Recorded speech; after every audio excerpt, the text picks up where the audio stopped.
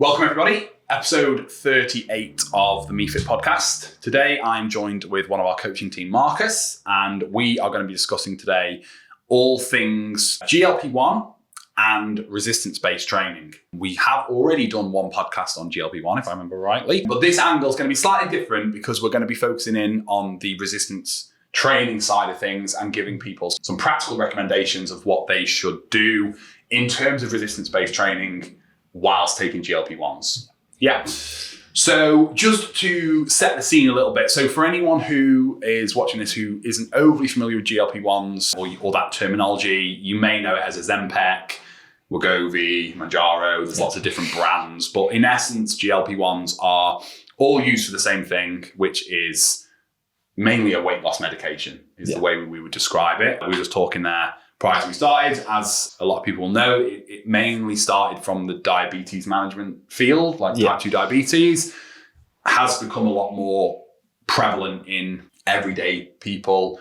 Some who are clinically obese and have had that through their doctor as a weight loss intervention, replacing things like maybe seen a bit less like bariatric surgery and things like that now, with GLP-1s being more accessible.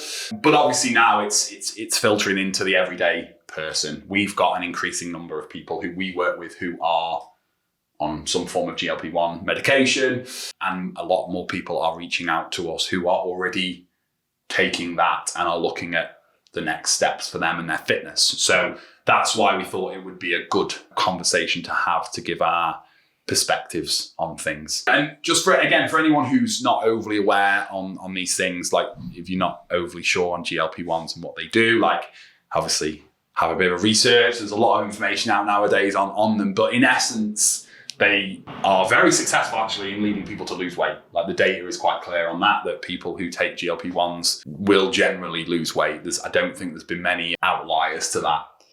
In most areas of weight loss research, there's generally outliers to most things, but I think GLP-1s are generally pretty consistent, especially as people ramp up the dosage that people will lose weight.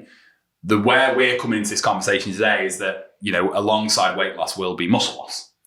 Exactly. Which is where we're going to spend a little bit of time talking. So we're not going to dive too deep into like what the GLP-1s do and stuff like that, because we kind of did cover that on a previous episode. So what we're going to be talking about, like I said, is going to be talking about the muscle loss that comes with GLP-1s, because there's a lot of talk about that, in that people who are taking GLP-1 medication are being successful with their weight loss, and the so-called negative of that is that people are losing muscle mass.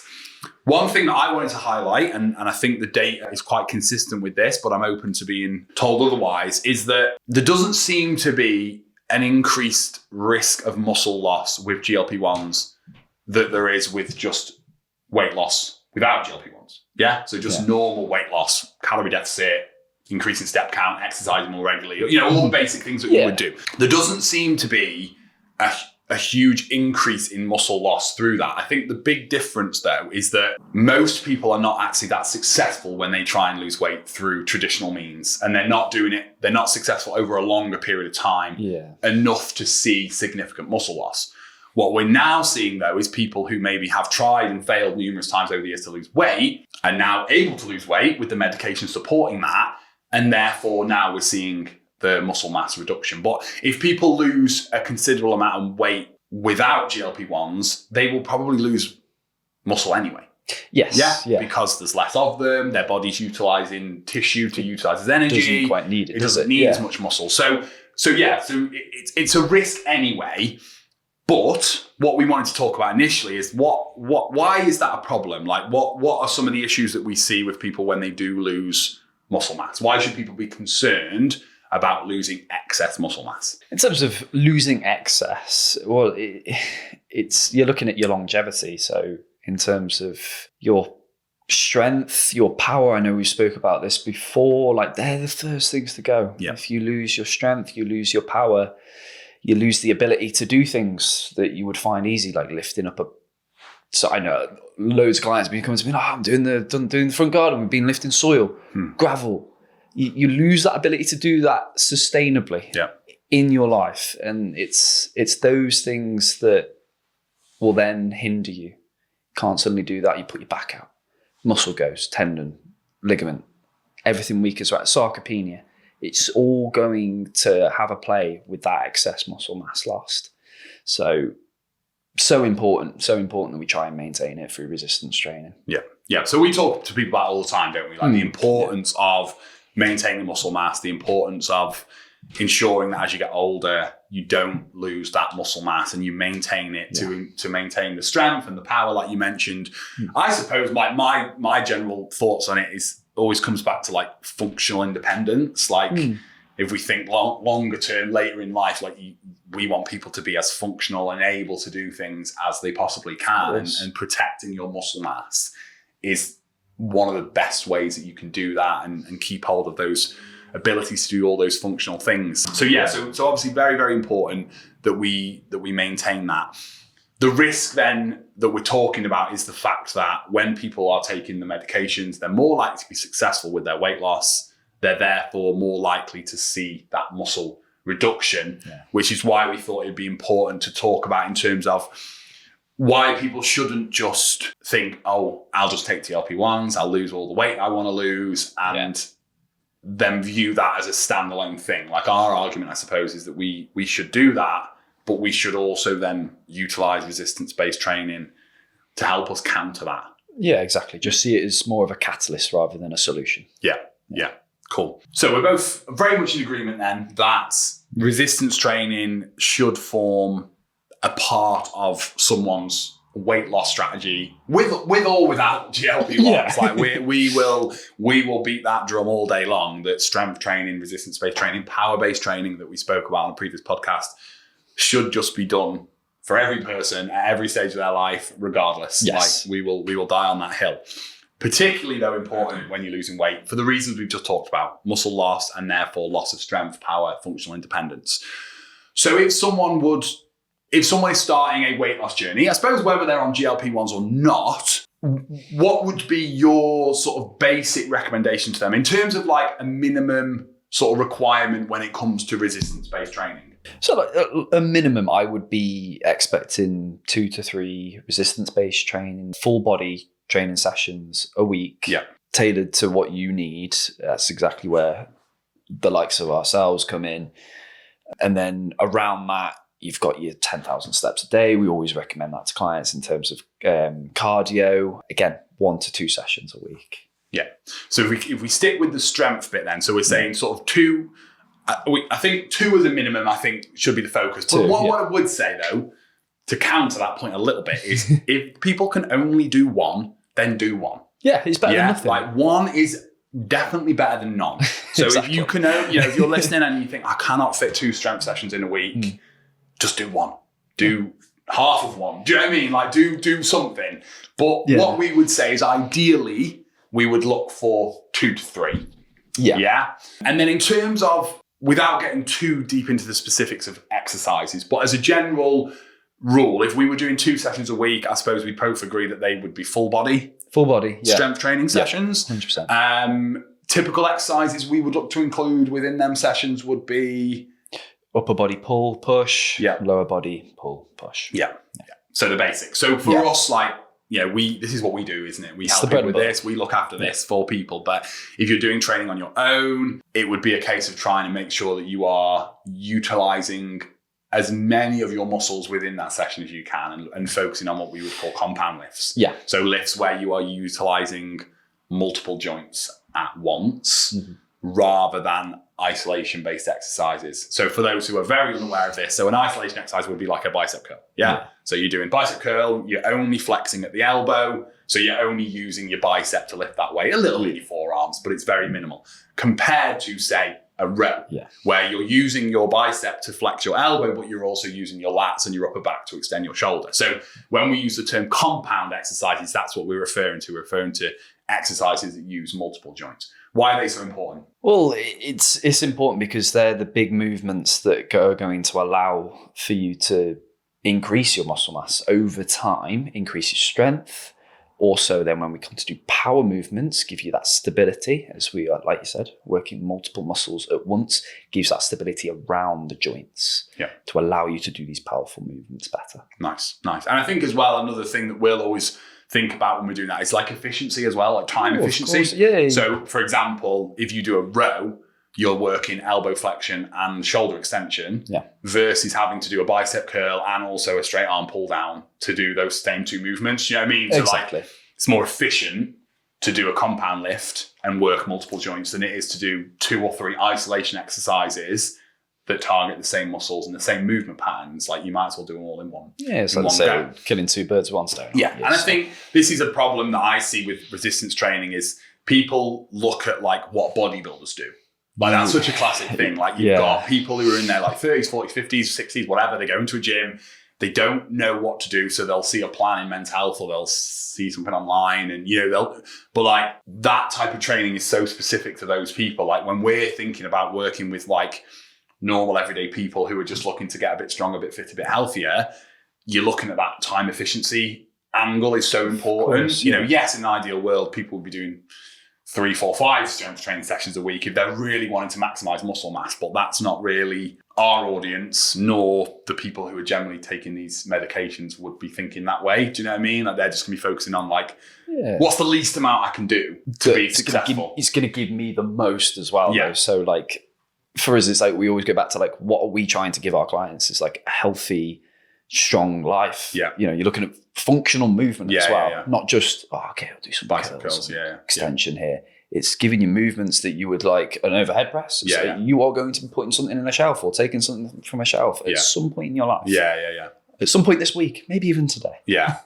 So the big compound lifts should be the focus, especially if you're doing 2 or 3 sessions. You've not got endless amounts of time for loads of isolation work. So compound lifts. And then in terms of like intensity of that, I think this is where we certainly see that one of our biggest jobs, I suppose, is to make sure that people are working hard enough to see positive adaptations. So what would you look at from whether you want to go into percentages or just how hard should people be working in terms of their resistance training?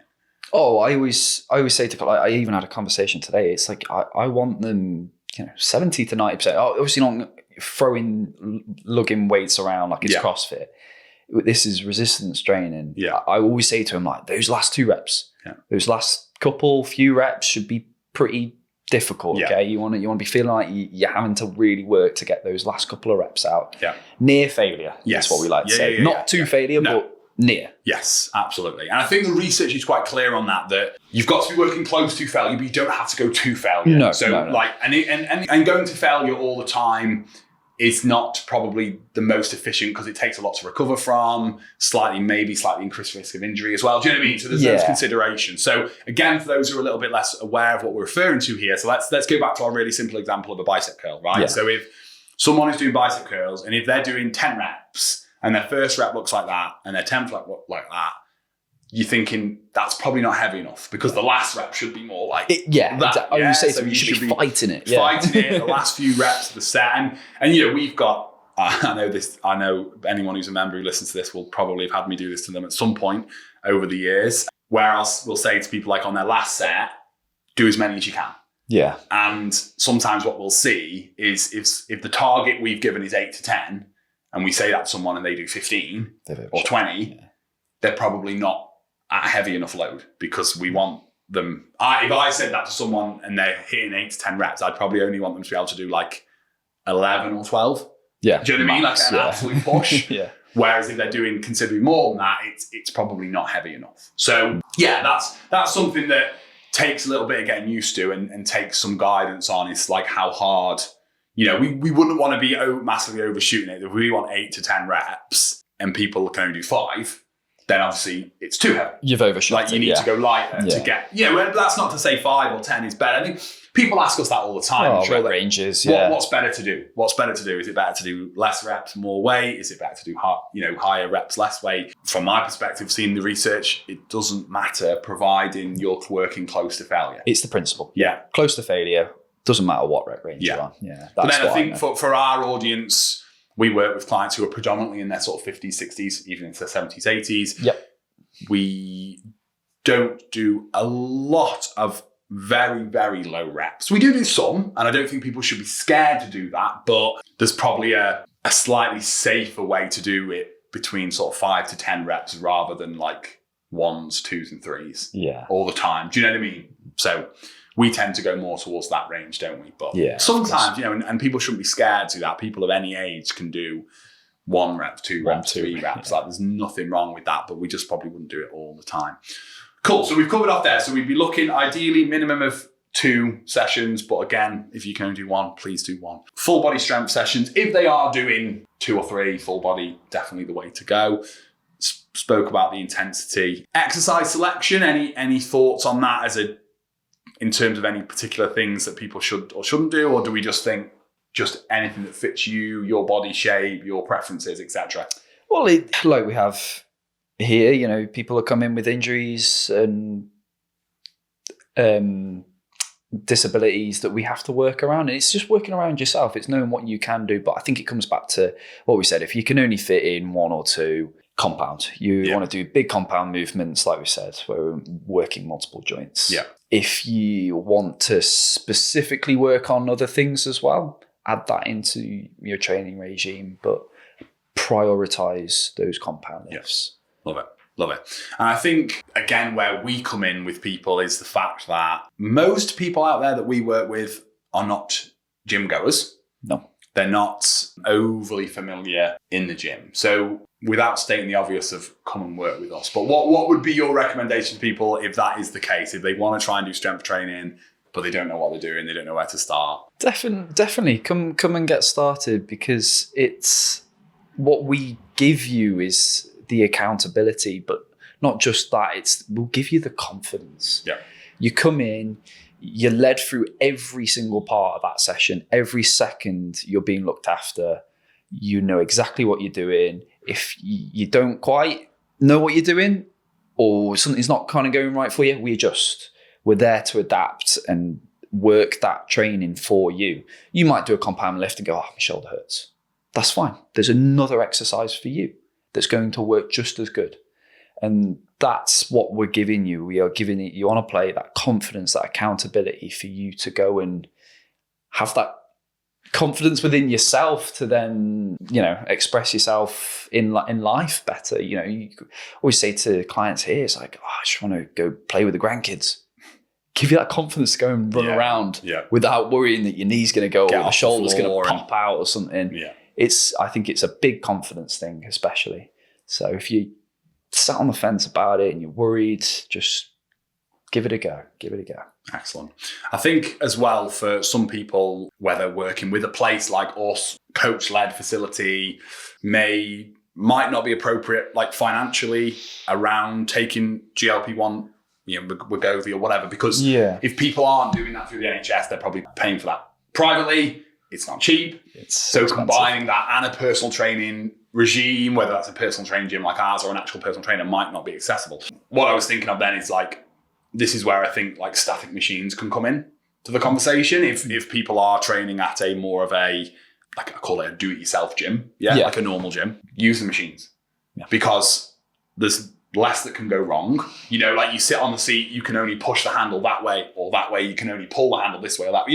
You can only push your legs. There's less that can go wrong. Whereas obviously we tend to take slightly more of a free weights approach, barbells, dumbbells, kettlebells, etc., which is brilliant, but might be a little bit harder for people if they are unaware of what to do and how to do it, harder to administer themselves. What I mean? So what I would recommend if someone is wanting to strength train but can't do it in a place like ours would be go and utilize the machines. That's what they're there for. And people will criticize machines and say they're not functional and say that then, whatever. But it's better to do that than not do it. Do you know what I mean? Exactly. So utilize them, go and sit yourself on the machine, aim for 3 sets of 10, make sure the last few reps of each set are challenging. Good. If you get to 10 and it's not that hard, go up a little bit of the weight. And like I said, if you're doing a chest press and you can only push it one way, exactly. There's very few things that can go wrong. And I think that's another broader point that I would want to make actually on this. I'm getting on one now. Strength training is so low risk in terms of injury rates. If we look at injury rates they tend to do it per 1,000 hours, I believe is the general, on the research. It's so low. It's so much lower than team sports. It's so much lower than, it's even lower than swimming. It's lower than tennis. We get so many people who come to us or speak to us about training and they're so worried about the gym. They're so nervous about the gym injuring themselves. yet they ski. And you're like, the rates of injury rates are so much higher in skiing, horse riding, swimming, like tennis, like strength training is like so low down on the list. Yeah. That's maybe another post we can do with that. Because it's like, you know, the risk is actually really low. Like there's not no risk and you do need to be careful, but like there's a lot more risks of not doing it than there is doing it. Of course, yeah. Longer term, in terms looking down like the line, your health and your longevity and your muscle mass retention, like we talked about, like that is way riskier than doing strength training. And especially if you're using machines, like there's so little that can go wrong. Like I actually view that as such a safe form of strength training. If you can have the support to do it using free weights as well, I would definitely recommend it. But yeah, get off my soapbox now. A little bit. Got it out. Got that out of there. Cool. One of the areas of discussion with this, I suppose, is like we get people ask us this question, or we'll speak to members about this who are currently on the GLP-1 medication, whichever one that is. They've upped their dosage. They've been successful with their weight loss. They're then looking at maybe either reducing their dose or coming off. Yeah. Where do we think, or where do we view exercise fitting into that part of the conversation as to post GLP-1s potentially? It has to be retained. It has to. Because when you come off it, it's not just about, okay, I've lost the weight that I want to now. It's about maintaining your body and the way it functions. So metabolism, muscle metabolism. You come off it and then you don't change your lifestyle much. You go back to, I don't know, snacking on those packets of crisps or this and that. And suddenly it's like a rebound effect. Your metabolism hasn't changed much because you've not kept up with the exercise or you've just not had it anyway. And then suddenly the weight's coming back on and then you're back on the drug. Yeah. So I think from again what I've seen, and again open to being wrong on this, but it does seem that most people who have successfully lost a considerable amount of weight using these drugs will more than likely need to stay on them to maintain.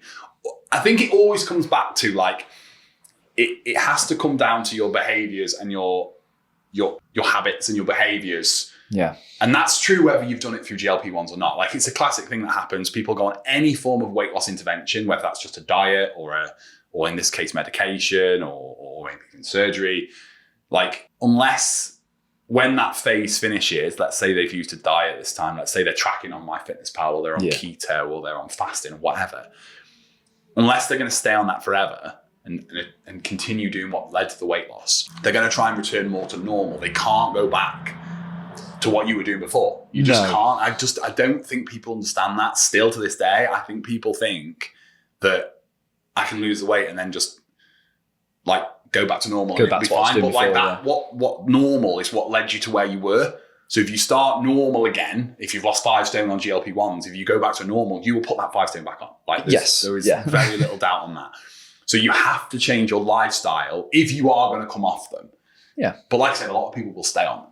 They'll have to at a low dose to just, they're not looking to lose weight anymore, but they're looking to just sustain what they have lost and those physiological changes that happen when they're taking those drugs. They need to keep.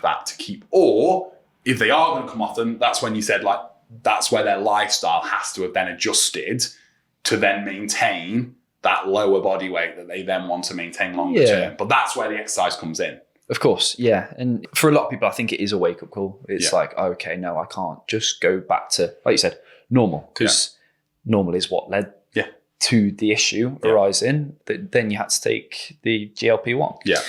So your new normal has to become an identity change. Yeah. You need to change your identity, change your habits, change your lifestyle to allow you to maintain what you have now. Yeah.